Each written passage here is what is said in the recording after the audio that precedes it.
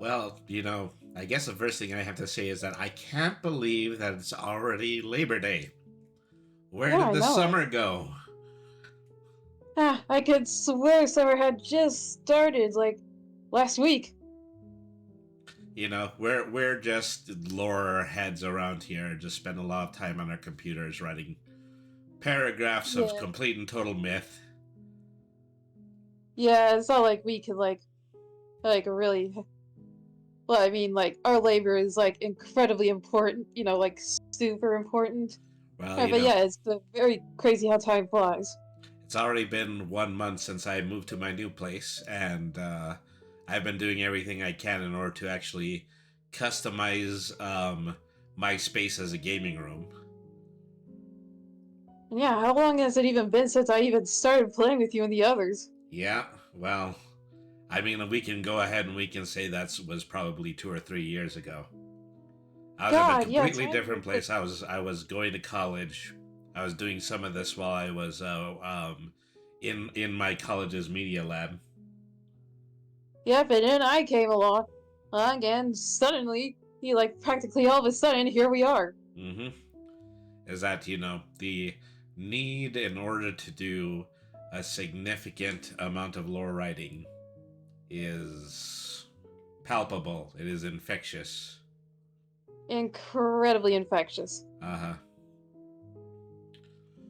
Well, And you could say it having was done like, even easier with someone like me around. hmm and well, having said something like that, how do you feel about just the general progress that you've made on writing the Baron's Wasteland? Man, I honestly feel, like, incredibly proud of myself. Hmm Like, I would have never thought that I would have done it this well on something, like, as extensive as something like this. Yeah, It sort of messes with your brain a bit. yeah. But, like, I don't know, I didn't think I'd get this far.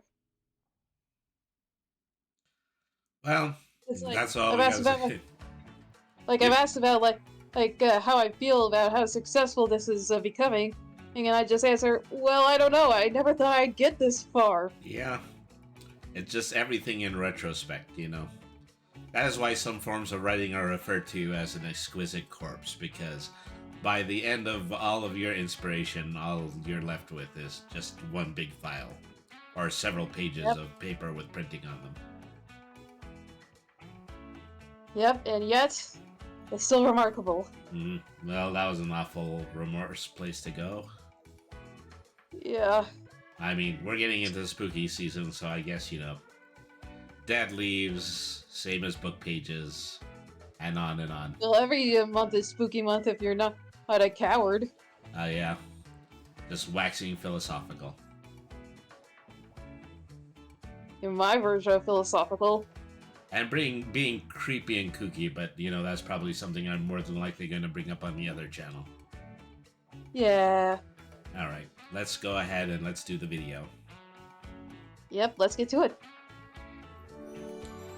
This is the story of Brainy the RPG cat, and in many ways it's a very typical story.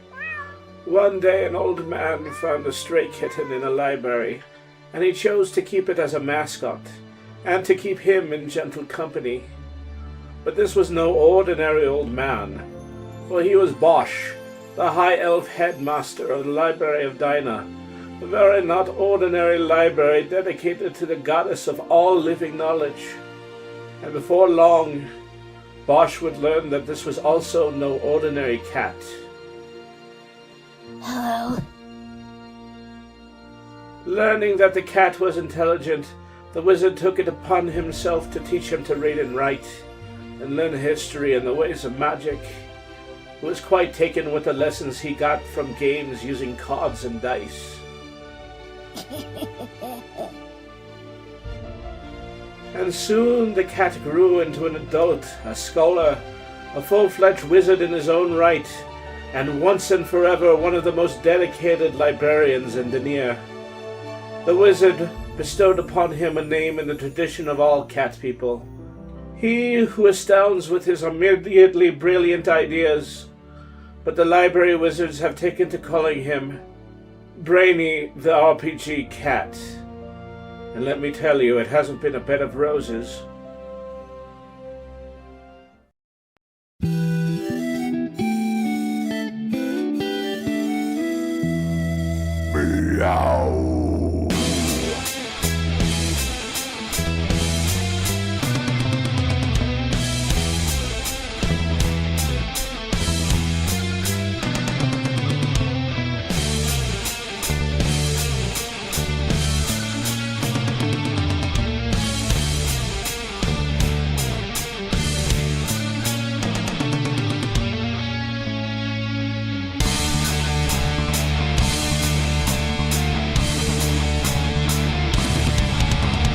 feelers. Caddis is the raddest, has skills of the baddest. Magic, Swinging fuzzy no gun. status, practically unmatched. Runs all of the gamut. In fact, He's a reference games guy. and chatting, then wizardly hatting, questing, snacking, napping. This Can't diversify. witty banter, seeking kitty answers. Roll 20 to scamper. Tune in, And enjoy the ride. Brady, the RPG cat. Brady, the RPG cat.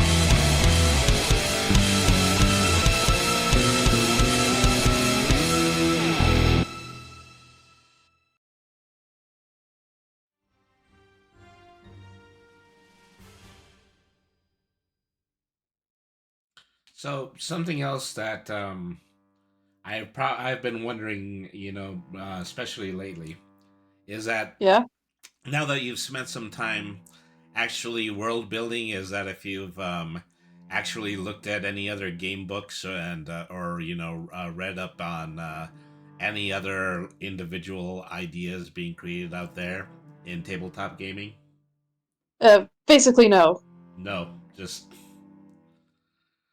Yeah, I kind of think that I like now looking at like what other people have done to do their own sort of world building is kind of better for me to do like my own original thing.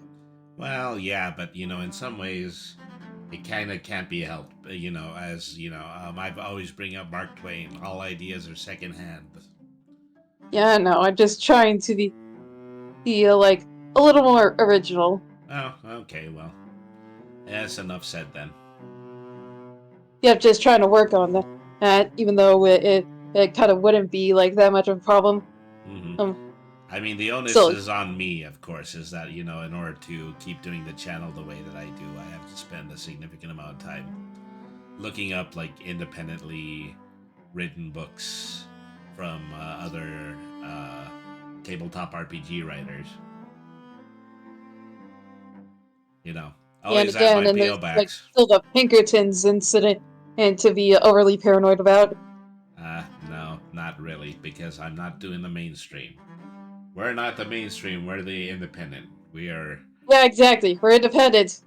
a radio free tabletop RPG. We're our own separate sorts of like introverted people who rarely ever go outside. Alright. Well, hello, cats and kittens, felines and felidae, humans and variant humans, and every race, class, and subclass. Welcome to another episode of Brainy the RPG Cat. So this is our second show after the soft reboot, and we're gonna just be doing another regular segment. I know I was about to say regularly scheduled segment. Well, Yes, and today scheduling. QB will be taking over the show, as today is another Writing the RPG episode starring the Barron's Wastelands. Yep, the Barrons of Wasteland. Is that this is a world building and just general RPG booklet that we have been working on for some time together. And if you Yep, know, the place simply this is essentially the Lost Worlds to end all Lost Worlds. hmm And so, like I said, is that QB is going to be running, the majority of this, and I'll only be in every now and then in order to ask an important question. But so, I guess we Indeed. can start, with just a basic idea of the lore itself. Where did it come from?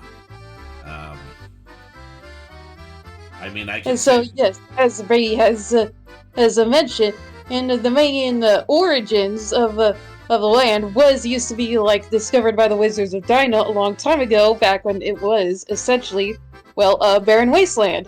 Hence the name, the Barren's Wasteland. And however, pretty much everything changed once we made a journey over to the place where Brady had assumed that it would just simply be an empty place that would allow me, Cube, to get to train more, but however, to make it short, we all pretty much had to deal with a rage hag, like Arthur Fay Wasp, Beatrice Comecrackle, and after a lot of shenanigans, including like having to deal with animated exoskeletons of Arthur Fay long past, all right, as go the ahead and variant pull up is that now image. Oh yeah, Pulling not up just that like image of Beatrice Comb Crackle. hit you with a broom too. Yeah. And while I was doing this, I probably should have given you access to the view screen so that you would be able to see where I was going. Yeah, that would be Yeah, that's something that we need to do here. All right. yes, indeed. So there Perhaps. you are. So Beatrice Comb Crackle is just Yep. a exile in the middle of the Barren's Wasteland. Pretty when much we first one of the visited there. Arthur that has managed to escape Izaten's ice rage while above ground. Yeah. So Izaten, just kind of the big bad of this environment. Yeah, Cuba's a specific big bad. Mm-hmm. And so, yeah, pretty much Mazelthod showed up. The Barrens is now a bustling environment full of killer bee killed style mutated hybrid life. Mm-hmm. And also Terrapin's there too, who is and so he can actually be somewhat free, even though he's basically been thrown into Jurassic Park on LSD. Mm-hmm. So Lord Terrapin, just another one of the standing characters that we've always used as Essentially, was Brainy's main nemesis. Is before he went through a bit of a reformation, Mm-hmm. and drew a new little redesign of him of how he looks now that he's spent a while in the Barrens. So we've been working on something. Mostly QB has been injecting a significant amount of this idea of hyper evolution in the Barren's Wasteland. Yep, incredibly wild, unpredictable, chaotic, and magic-fueled evolution that has also happened to affect Terrapin here. Yeah. And so we already have a long-standing character, but then we're going to have a different version of the same character in this manual now. Yep, pretty much a good reason to redesign Terrapin. Do you want to talk about anything about any particular changes in game mechanics that this new version might have? Well, actually, yeah.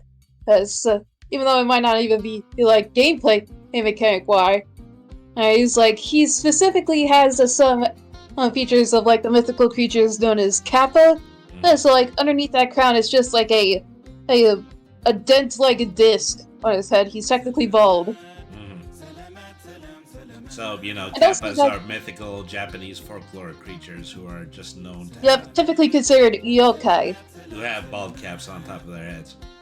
Yep, bald caps are kind of shaped like plates. Mm-hmm. And also, he's got, a longer tail, more akin to alligator snapping turtles. And that beak should allow him to bite much more effectively than before. Mm-hmm. Pretty much most of his anatomy is plant matter now. Mm-hmm. Oh.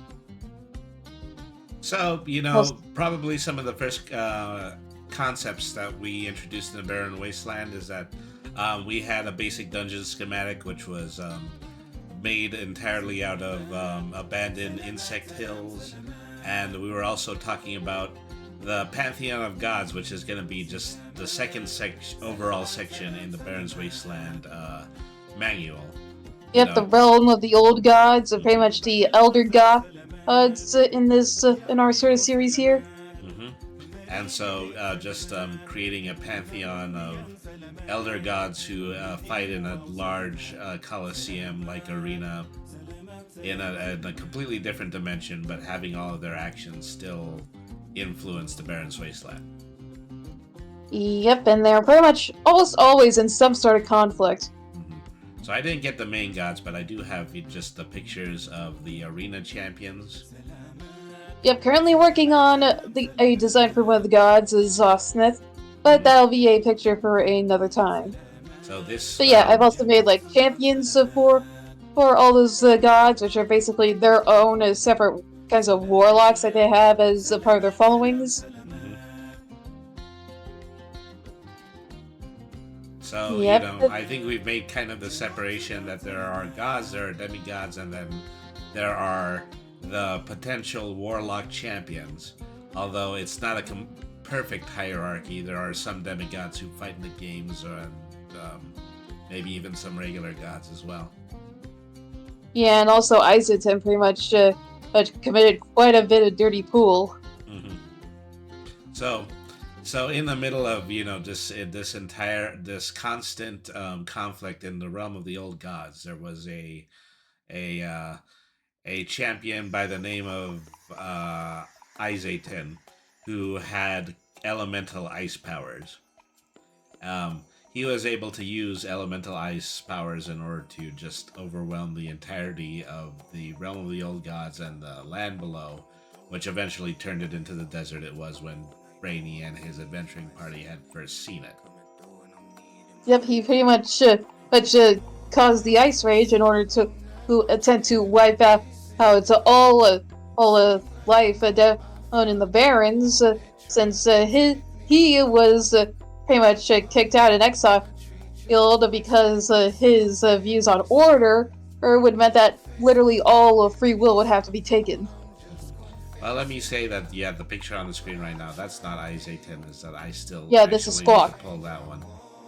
I mean, if you can talk a little bit about, Squawk and some of the other champions, I can provide you for that while I look for my old picture of Izaten. Yes, one moment.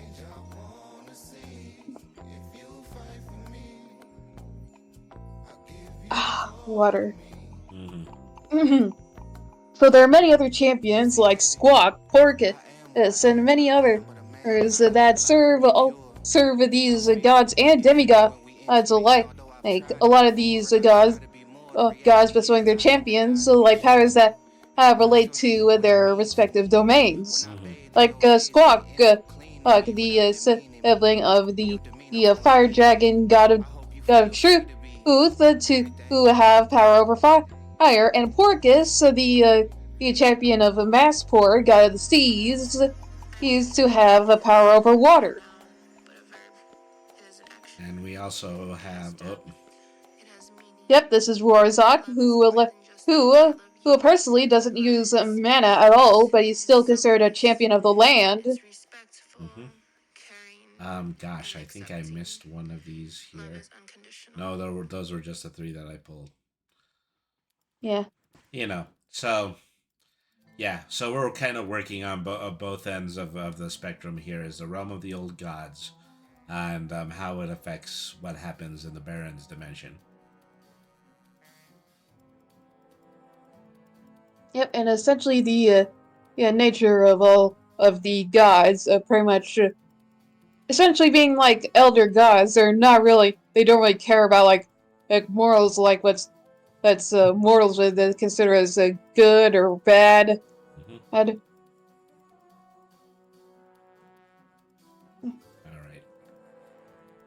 Oh, no, actually, I just should have added that as well. So Yep, I managed to get the picture of Mazelthod, but this is actually a picture of Mazelthod. That is part of... Mazelthod is Cube's patron goddess, a demigoddess of chaos. It's essentially the balance of order and chaos here.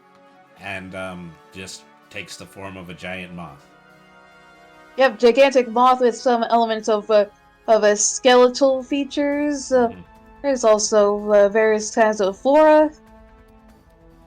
And a lot of what we've been writing in our general universe concept is the control of different types of mana, just the things that in nature that make up magic powers.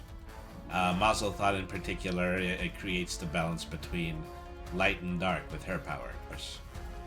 Yep, which means Cube has main control over her shadow mana. So she's shown to have the ability in order to control light and shadow mana if needed to drain dark mana from Cube in the event that it becomes overpowering to him. That's also another thing. In one of the Cube's most recent upgrades to his strength was discovering a shackle of evolution that he used in order to drive Izzy-10 away from the Baron. And so, but however, since Vitos is one of the more evil gods of chaos, so this pretty much means that Kyubey ends up in a form that's almost raw shadow mana, which is currently not in his control. Mhm. So Which I means just he found the somewhat image goes for on a that. rampage. Yeah, I just found the image for that. Yep. So we should go slightly back here. So could you tell us, we've been having a different artist work on some of these images through commission. Yep. His name is Delta Maz. So that's at Delta Maz on Twitter. Yep. Hi Delta. If you're watching us, go and support him. He's really cool. Yeah, and so yeah, he's done some great art in other places in the channel as well, like on the opening scroll. But in the meantime, is this is just a little bit of a preview of some of the things that some of the artwork that's actually going to be part of the new book. Yes, sir. We have some creature designs that we'll be showing slightly after this, but then we're going to go back into the lore section about creatures before we do that. Yep. Okay, so I was still looking on the image for Mazel Thought. Is that let's see, what else can we possibly discuss here? So we basically came up with the concept of the Barron's Wasteland it used to have the dominant species of the Arthrofae, which are essentially humanoid bugs. of different That species. take many different forms of various different like arthropods in order to best fit their surroundings. And this kind of concept was actually used in order to help fill out some of the origin for where the character of QB came from. Is that established that it was a Arthrofae that was based upon a spider, and then we developed the background of where he might have potentially come from. Essentially, the Barons is through many lines past that. This is Kyubey's original home. Mm-hmm. So, and yeah. the Arthrofae work a lot like myths of changelings. They can easily take the look of anything they pretty much want to, and mimic voices, along with many other things. Mm-hmm. That's mainly what has many Arthrofae more urban is to get more of a bad reputation, since their main means of reproduction is like dropping off whatever young they have in a human home to act like a cuckoo bird and pretty much have that pretend to be like the children of whatever humanoid home they've been put in, and pretty much leech off of everything they could have, eat them out of house and home, etc. So along with the shape shifting came the concept of hyperevolution. Just simply the fact that these characters can become highly adaptable based on what environment they have, and that leads them to having adaptations that appear on their own bodies as they continue to grow. That's right. Like if an Arthrofae would need something like wings in order to survive, they will eventually permanently get those sorts of things. And for Kyubey, since he is an albino Arthrofae that spent most of his time down in dark caves, he has evolved to have a very dark exoskeleton that would allow him to be outside during the day. Mm-hmm. So, is that I'm still doing the scroll through just our previous posts, so I can get the image for Izzy-10, but I've only now just found it. Okay, let me move that out. Then let me move that back into the browser. Okay, here we are. Yep, that's Izaten. Is that just a crocodile from another dimension who ascended to the realm of the old gods to be a champion, but then decided No, to... pretty much not. He's more like a withered version of a dragon, Mhm. who has pretty much had multiple parts of his body pretty much overflowing with ice, Mhm. creating an ice-like armor, per se. So, that's not the alligator that this... Yeah, that's not the same as Rorzok. Yeah, that's the alligator. He is a withered dragon. Yep, withered old dragon. Essentially a husk filled with ice mana. And so his taking over and initial destruction of the Barron's Wasteland is really just based on the concept of an ice age. Yep, the original extinction of the dinosaurs, things like that. And so we've kind of, I think, something of, a split narrative when it comes to just the nature of these characters, because we've always wanted this concept to be prehistoric, but we also wanted it to be almost entirely insect based and also just wild growth based, jungle like.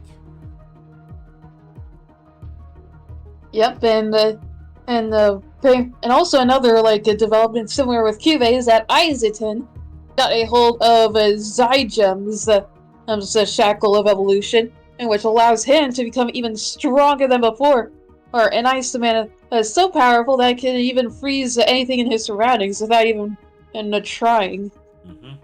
So the shackles of evolution, probably just the two major artifacts. There are always artifacts in fantasy stories, and in this situation, yeah, there always have to be artifacts. Like the rest of the rest of your guys' characters have got yourself some artifacts, and so yeah, this is Cube's artifact. And these are essentially tools and or weapons that take the form of jewelry that are only made when the power of two worlds are destroyed. So that is the basic concept about how powerful magical artifacts were created. Is it effectively that when a world is destroyed, then the two objects, one light, one dark, always escape from it. In the case of Izaten and Cube, it's actually Izaten has the object of light, while Cube has the object of darkness.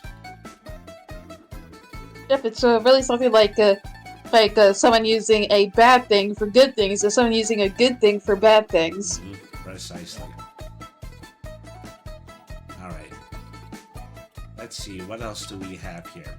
Well, while we were writing the document, while Cube was writing the document over the past week, because I personally wasn't there, but we were kind of expanding a bit more on the concept of hyper-evolution and basically what the nature was when it came to those just basically really how life would really it. adapt to the extreme nature of the Barrons. And you've actually come up with a few real life examples of how that evolution is occurring. That is correct. So maybe you can tell us about, probably some of the new concepts that you placed into this. That is correct. I'll read you some right now. First, starting with the algae kelpie. Algae kelpie. Yep, based on myths about kelpies, shape-shifting horses that will drag people down into the water to drown them. Now then, many monsters seen outside the Barrens tend to undergo extreme means of adaptation when introduced to the environment, and kelpies are one of the key examples. Since the only bodies of water kelpies could live without constant competition and predators were the disgusting bogs of the Carrion Swamp, algae kelpies have evolved to thrive within the polluted waters. Algae kelpies have changed their physiology to a seahorse body with equine features with sharp spines most commonly seen in venomous fish like lionfish. This new body structure is presumed to serve as camouflage, using their tails to root themselves in place and appear as ordinary clumps of algae hence the name. Their new environment didn't change too much for their means of hunting, as having an incredibly adhesive body is still very successful to capture prey. The difference between algae kelpies and non-Barrens kelpies is that algae kelpies will chase down prey, and dragging victims into the waters of the carrion swamp is much quicker than just drowning. Awesome. Yeah. So it's a great concept. And of course, Yeah. I can't help but feel that this very new image that you created had some of those concepts within it. Yeah, no, right? Mm-hmm. So And plus, it pretty much is true. Like, if you drag like someone into water that's very much like 99.9% had an incredibly lethal poison, and that's gonna take a lot quicker for it to kill than just like bringing someone into regular water. Mm-hmm. All right. So, moving on, just down this list right here, we have the Buddha Scorpio. Also known as the Brute Scorpion, is presumably an ancestor of the Arthrophage that has been given another chance to evolve past its predecessors, the cicada skins.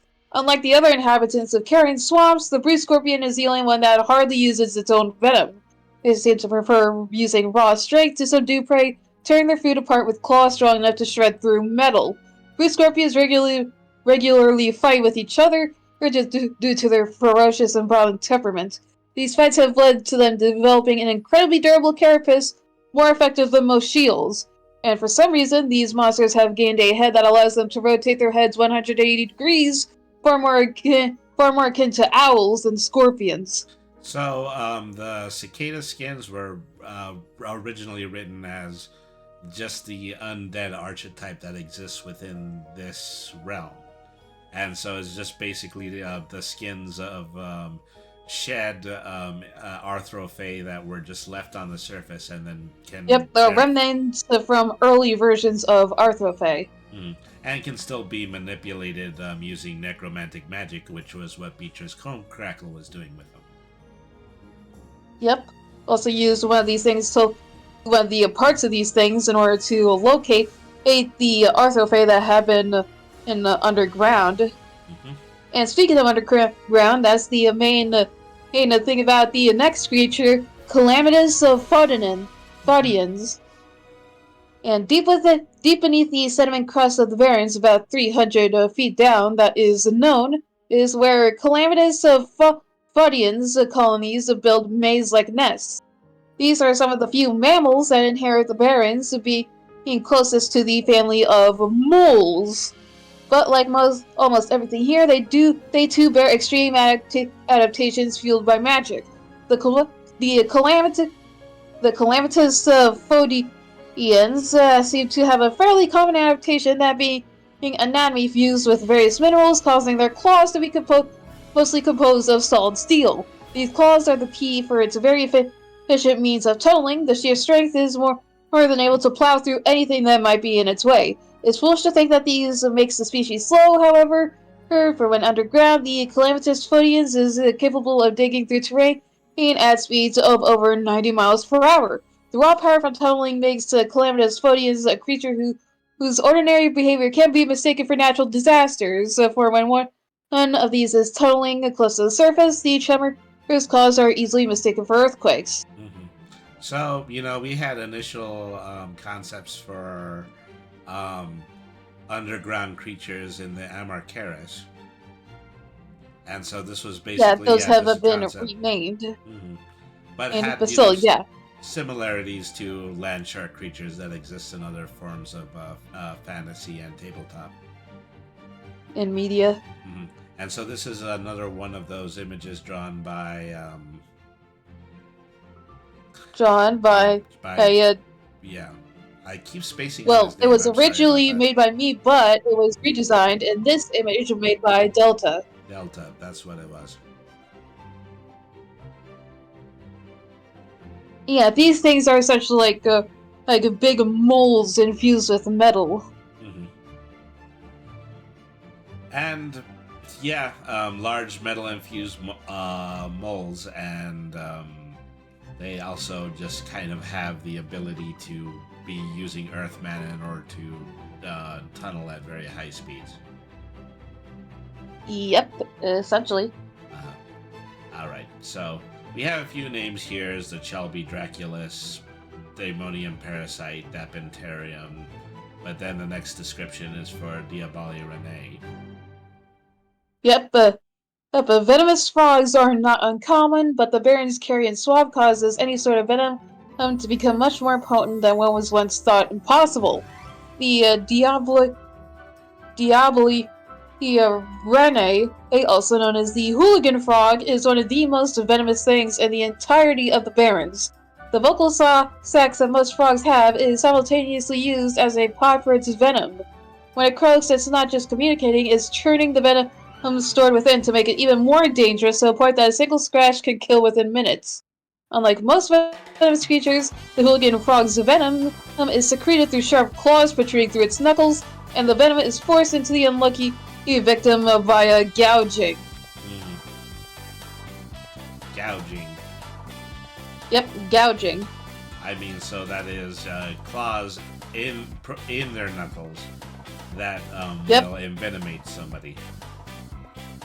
Essentially, this actually has some reference to an actual frog that will break its own bones so that they protrude through the skin and just attack with them.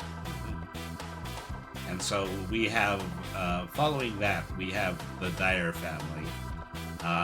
In other forms of fantasy books, dire creatures usually take the forms of wolves or bears, but since this is a mostly insectoid environment, we have defined standard creatures that are, in fact, dire creatures.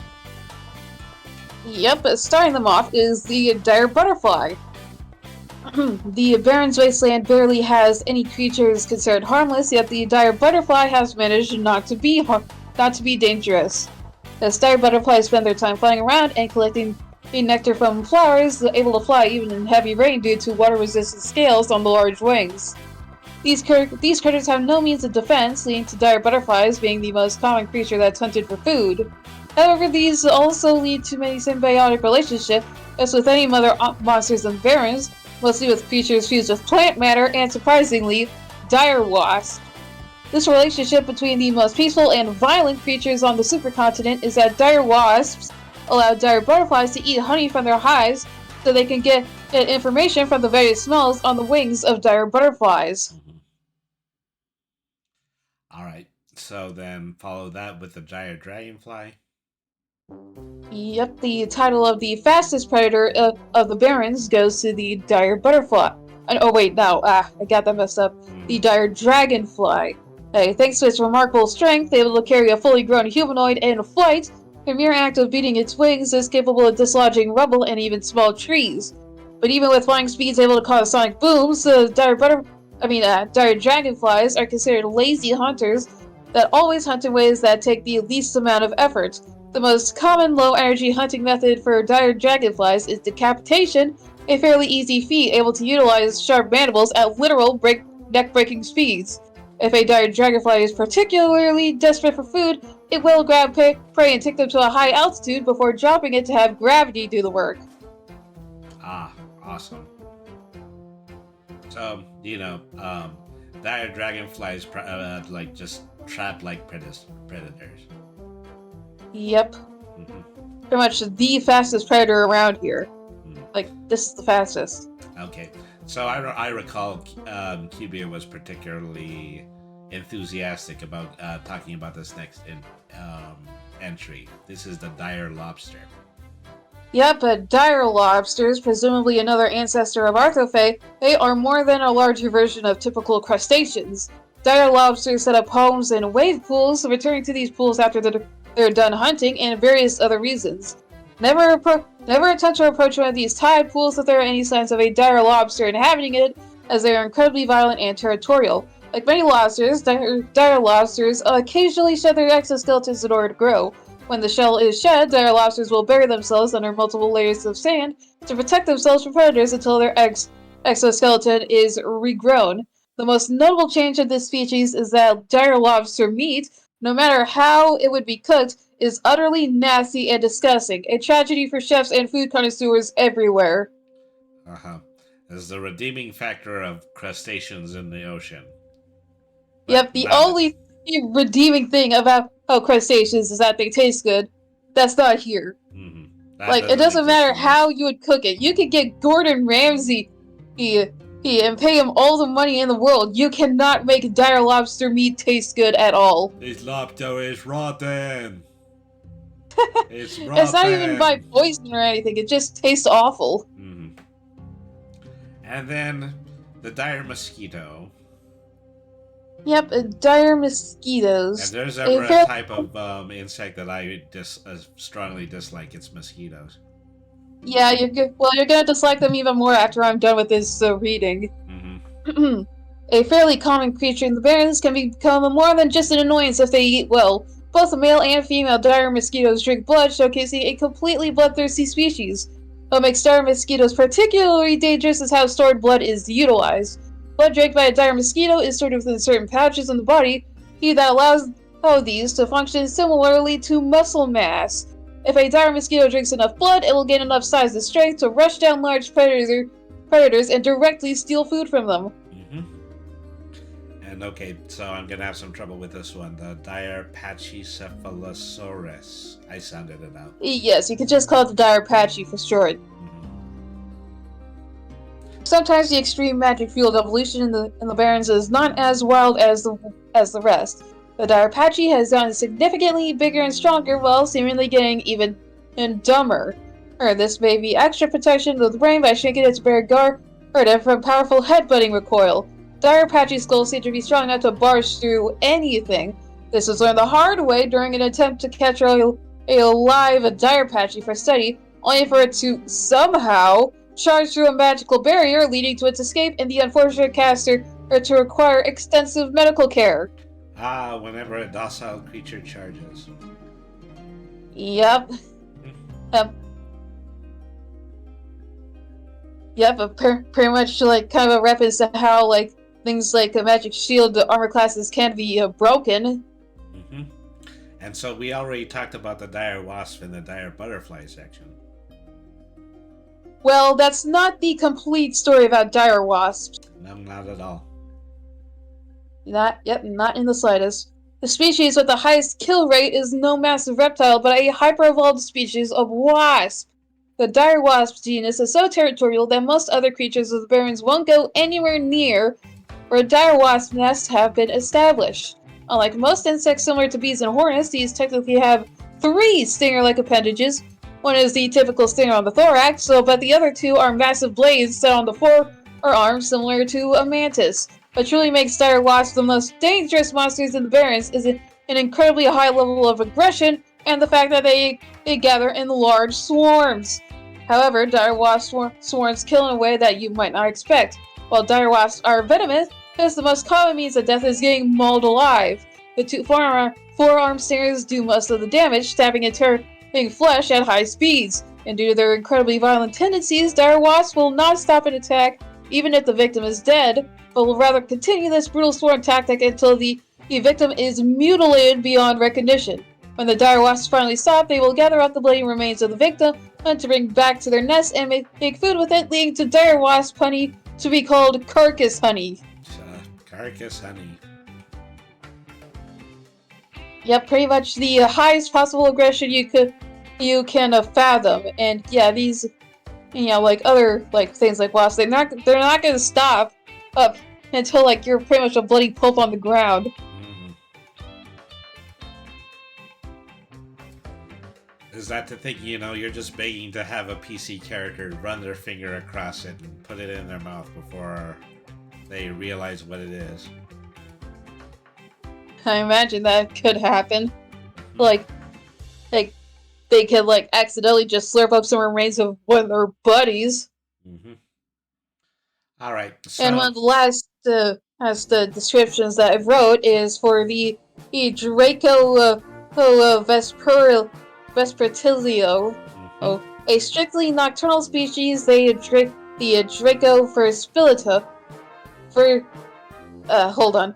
Vespertilipo, aka dragon bat, is a hybrid between bats and reptilians. Even although it's a ruthless and sadistic hunter, dragon bats are classified as omnivores, or as such a wide diet includes fruit, insects, and many other creatures.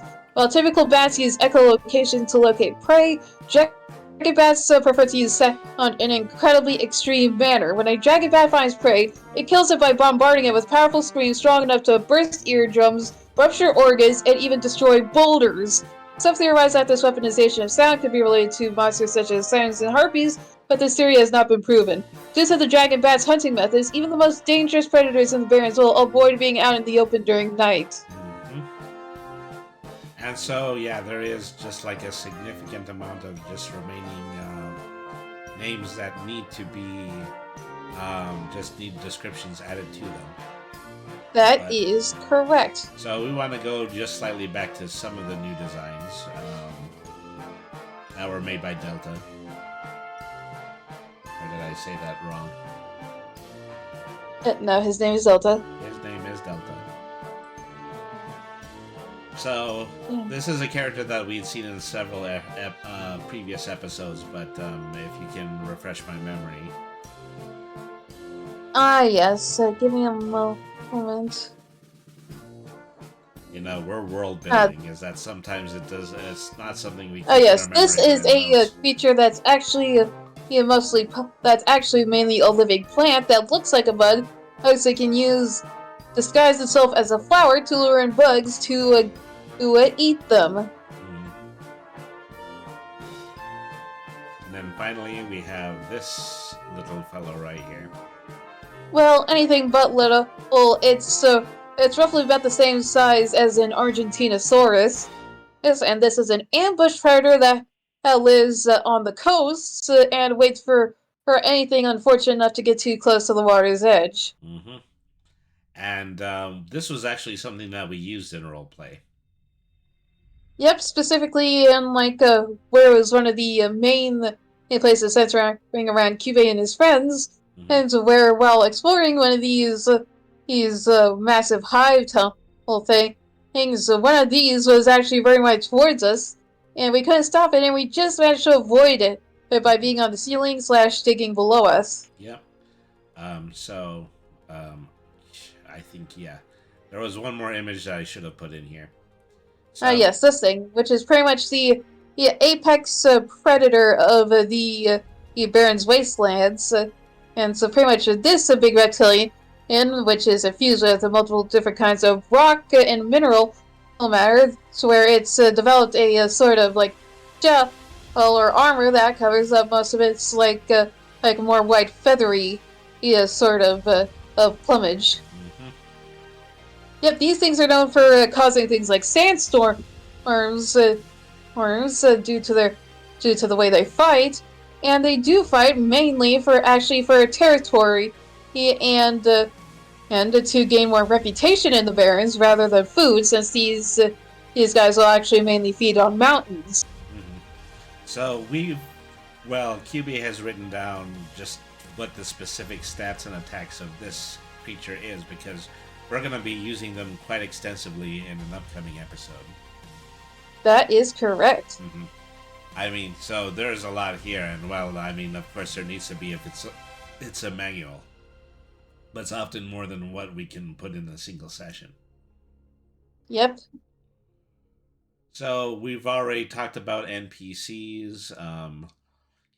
Other than Beatrice Crackle, who was probably our first discovered intelligent being in the Barrens Wasteland.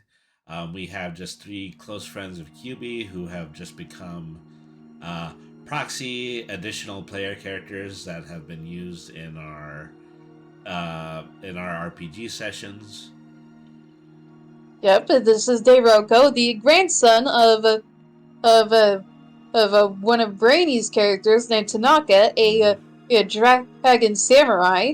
And Dairoko here wants to be a powerful warrior like his grandpa, and he's pretty much the one who's mainly doing all these studies about the Barrens Wastelands inhabitants. Yeah. So in a future episode, we were talking about the possibility of visiting his and Tanaka's hometown. Home dimension, really. their home world. Then we have Vanessa. Yep, an arthrophage that we met while taking part in one of Otto's main story. He's in which we had to go to Brady's homeworld to find a core, and this world was filled with talking woodland critters, who had talked about some kind of a monster in the woods, which actually turned out to be Vanessa here, who had somehow been transferred to Brady's homeworld, via one of Marin's more scorned enemies.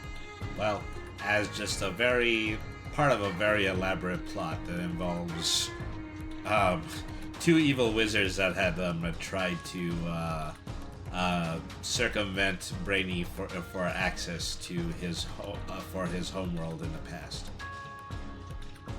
Yep, and in that process, they accidentally brought Vanessa here, which pretty much led to her also avoiding the ice rage. All right, and then finally we have Havoc, who we actually met while Beasley was introduced, as this was one of Beasley's minions as a hellhound. But Havoc ended up joining our side, since Cube actually showed him a genuine kindness, which motivated him to want to help us escape instead. say, "Oh, hello, Queen Vampiress. Thank you very much for tuning into the stream." Yes, hello, good to see you, good to meet you. So Havoc is roleplayed by our good friend Joe at Game Night 00. Has become Yes, quite a Vanessa passionate is character. role-played by Marin, and Deiroko is role-played by none other than our own Brainy. Yes. And so basically just a trio of potential operatable characters is most likely going to be given full profiles in the NPC section of this book. Yep, and we'll also be role-played by our group whenever we have a certain in the side story missions in Cube's adventures in the Barron's Wasteland. And so probably this is going to be material that is going to be written for storyline purposes in the final version of the Barron's Wasteland manual. Yep, that is correct. Queen Vampiress says, "Nice to meet you too, friend." And yes, friend, is that Queen Vampiress has been a supporter of our channel for a very long period of time, and we appreciate them very much for that. Yes, that's right. Props to you, Queen Vampiress. Okay, I think we've gotten through absolutely everything picture-wise, and we've gone through some of the descriptions of the new characters. These monsters. Just scrolling down this bottom half to see if this is mostly material that we covered in our episode about the Realm of the Old Gods. Yeah, we covered most of it in the Realm of the Old Gods video. So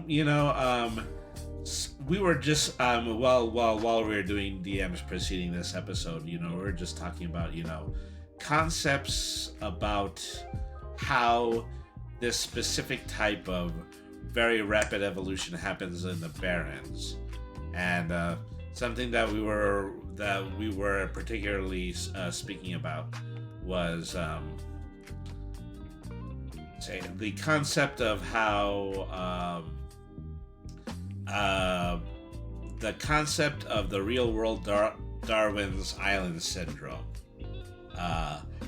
was taking a place in QB's concept for creating the nature of the algae kelpies.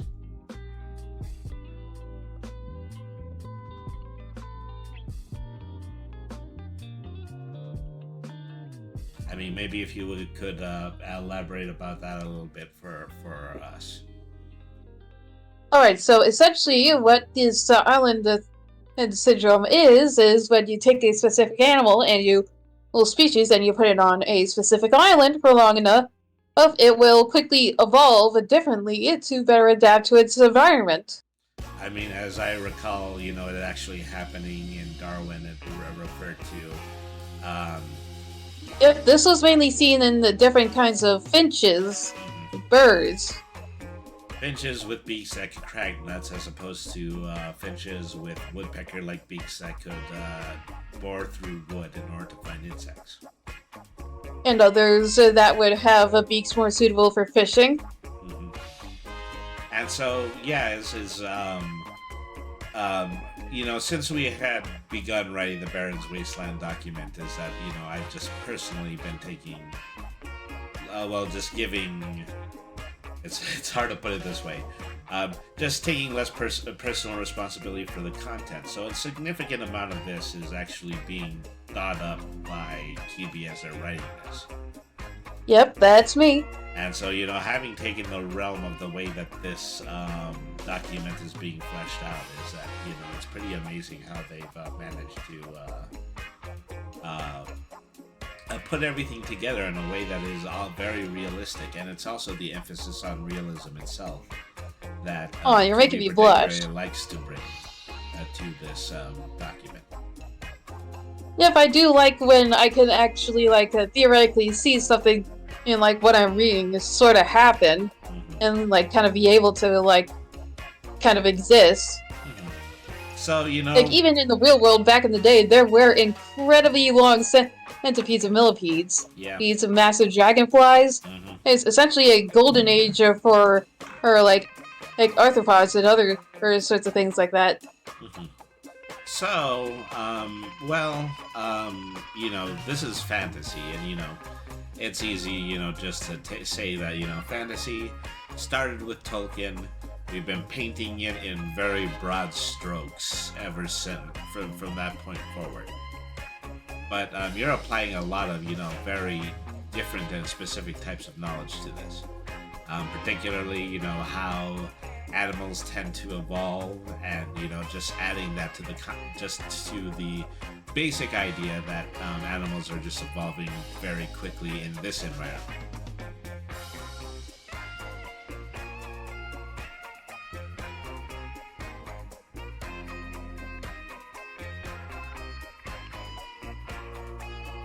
These are things that we had come up because we needed them for specific storylines. And we also needed to explain the rest of QB's background. That being QB, the player character that is usually played in Yes, QB is QB. Portal. Yeah. Yep.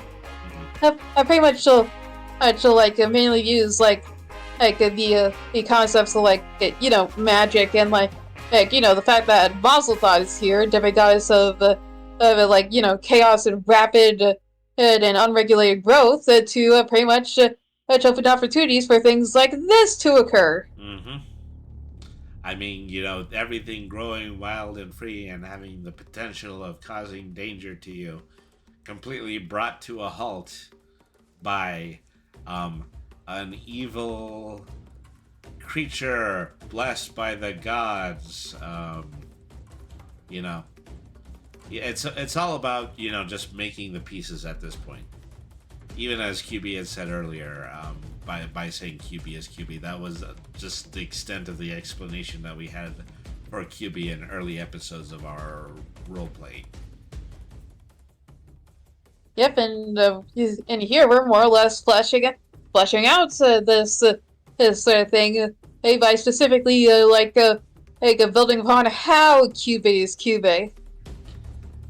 The explanation just downright reasonable at this point. Yeah, it's reasonable. Mm-hmm. And so we're it's not something wild that you have to suspend your disbelief in order to see I can see how something like that would happen, and in this you really can see I can see how something like that could happen. And, we're kind of, been tackling the entirety of this document from all sorts of different directions throughout this episode. But, if you do want to see, the linear progress of this, I mean, we still have the VODs for one-shots of the Meowing Portal is available on my YouTube channel as youtube.com/BrainingTheRPGCat.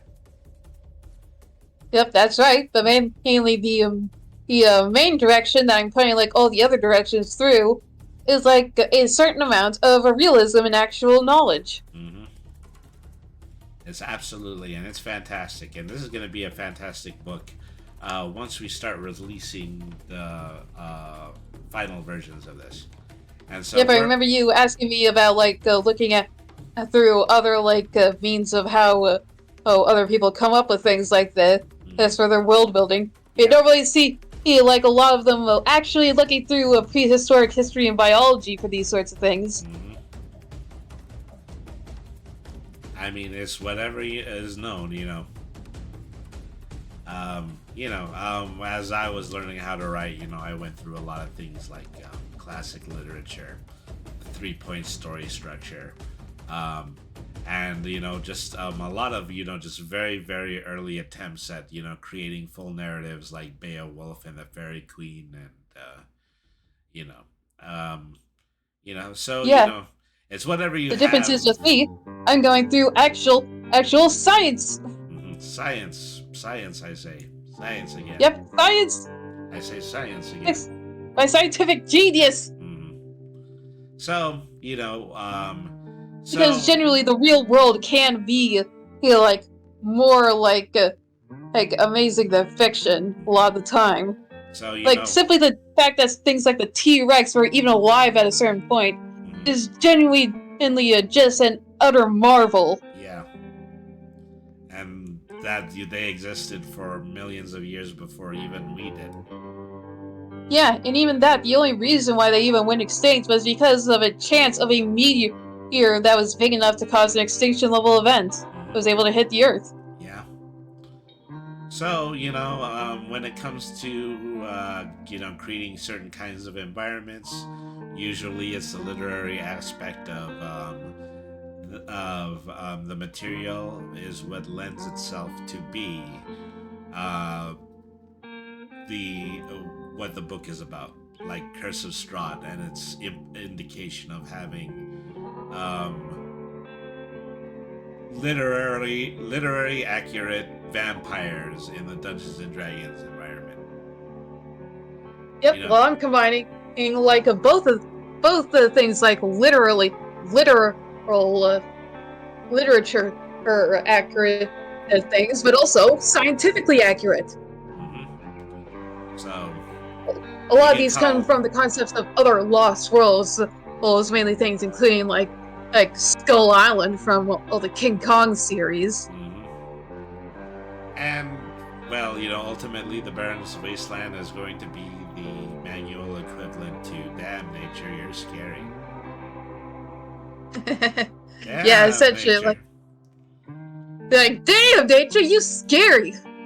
Dire Patulocephalosaurus don't care. He's just gonna they stop don't right care. through you. Yeah. And like the yeah, pretty much something like he's a massive bastard infused with things like wyverns and other reptilian. It's like that thing come by my house, I kill it.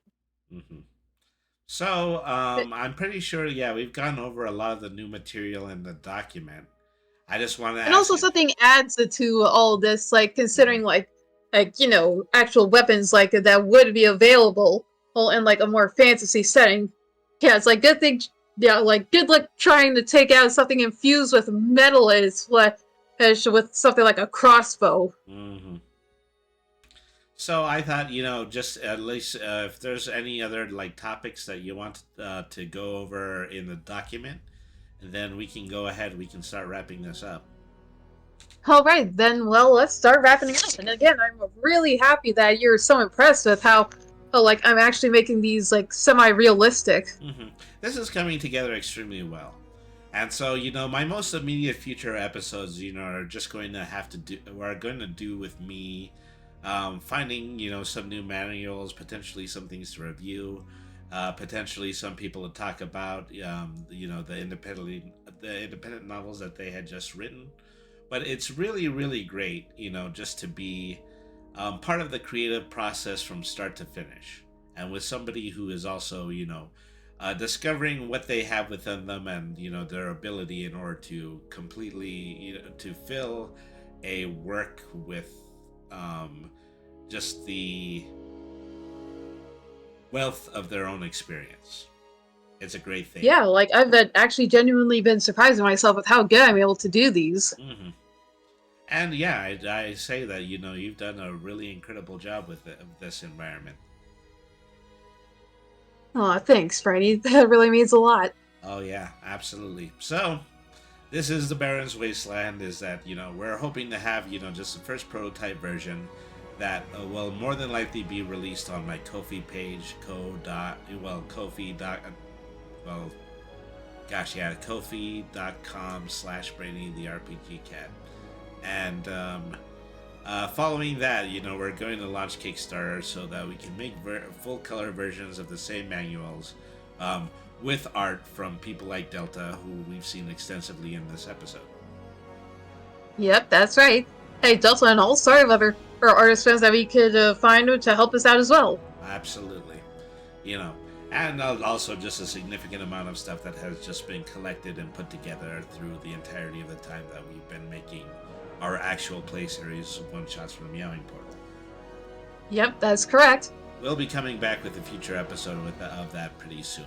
Is that probably the recording will be taking place in the next 2 weeks. Yeah, I hope so. I can't wait to get back into it. Mm-hmm.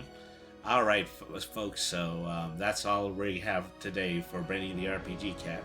I'm going to take a moment. I'm going to see if I can Do a raid? Yeah, do a raid. Let's see who we can go over to on Twitch. Tiefling Melissa is just sleeping right now. Is that they've been doing, I think, a 9-day-long birthday subathon. That's how dedicated they are to their channel. Oh, yeah. Let's see. Well, we also have Tiffany Witcher playing Plastic Duck Simulator, something that I also wanted to bring into this channel at some point. Yep. But let's go on to Stella Cosmister. Right now they're in the middle of playing Pokemon. Actually, I think they're doing a Pokemon ranking list, but let's go ahead and let's see what they're up to. So, thank you everybody once again for tuning in to Brainy the RPG Cat. As we're working our way through what is probably going to be the beginning of a very extensive fall and winter convention. Yep, a cold season full of active playing from all of us. Active playing from all of us indoors. Indoors. Yeah. Yeah, indoors. So thank you everybody once again for tuning in. Remember, BRNY means smart. Nothing is too hard if you use your head. Always be a change that you want to see in the world. Have a good night, everybody, and thank you very much for watching. Good night, everybody. See you next time.